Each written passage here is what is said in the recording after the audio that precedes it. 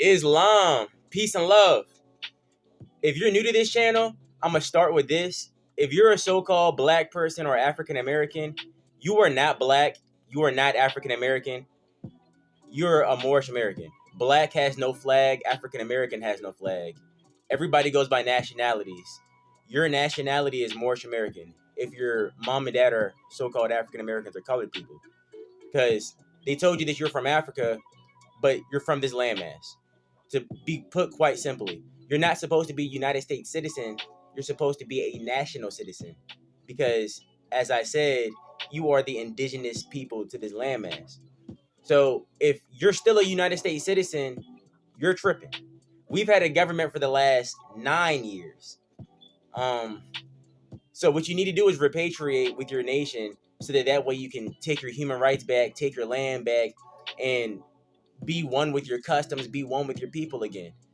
Just how God designed you to be. Now that we've got that out the way, as I said, you're not black, you're a Moor. So we're going to take a look at some of the Moorish history of Moors all around the world, today specifically in what we call the British Isles of Western Europe. We dominated Europe, totally dominated, to the point where we fought each other over things that belong to us. And that this is how we fell into a state of decadence in the first place, because we were constantly warring against each other in a tribalistic manner. So we're going to start with this book right here, The Black Celts, The African Substratum Theory by Ibrahim Ali. And we're going to flip to page 32. It reads, Brehon law and the beliefs held by Irish peasants had more in common with Sufi Islam than the Roman version of Christianity. The Gaels were not colonized by the Romans. Many different religions and sects found refuge in Ireland. Gnostics, Coptic Christians, and even Muslim Moors found a safe place in Ireland. The Moorish Science Temple of America believes Ireland was once part of the Moorish Empire. They believe that the Celts were Muslim and that black Moors from northern Africa settled in Ireland. The belief that the Irish used to be Muslim is very widespread. So this is a common, we're done with that book. This is a common theme that I find with a lot of researchers. And this is something that is going to help you with your research.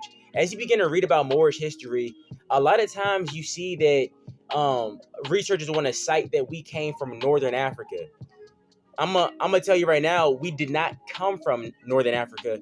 We came through Northern Africa. We came from North America to begin with. All right. Built several societies in North America, Central and South America. The waters between South America and West Africa are like conveyor belts. So even if you're a bad sailor, if you end up on the coast of South America, you will find yourself on the coast of West Africa, surely, in no time.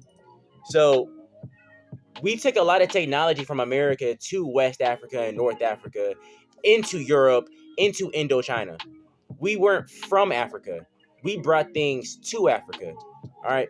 So keep that in mind as we continue to research and as you continue to do your own diligent research. The next book we're going to hop into is this one. The Black Rulers, Military Leaders, Clergy, and Moors Who Saved Medieval Europe by Rufus Jimerson. And we will be hopping into page 51. Chapter 3, Moorish Occupation of Southwest Europe. The 700-year Moorish occupation implanted civilization in Europe during the Middle Ages. Before the Moors were expelled from the Iberian Peninsula, Portugal, and Spain, in the throngs of the Renaissance, they ruled southwestern Europe. They built the civilization that converted Europe from a barbaric hunter-gatherer society to the admired Renaissance society that would generate the knowledge necessary to transform the continent into the modern era. Now we're going to skip forward to page 53. And it reads, The challenge of white European barbarism, stench, decay, and savagery, challenged by the Moors, science from ancient Africa. Like I said, it's not from ancient Africa. It's from the Americas. They came through Africa like a bridge. All right. In most of Europe, untouched by the civilization, the Moors brought from the ancients of the Nile Valley the smell of sewage and decaying bodies was unbearable.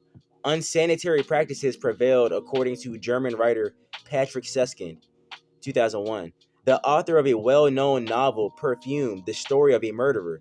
His work describes the terrible smell of human feces and urine in the streets, decaying wood and rat dung, spoiled coal and animal fat, moldy dust, and chamber pots resulting from ignorance. The stench emitted by human activity is an inseparable part of their existence. Jade, 2008.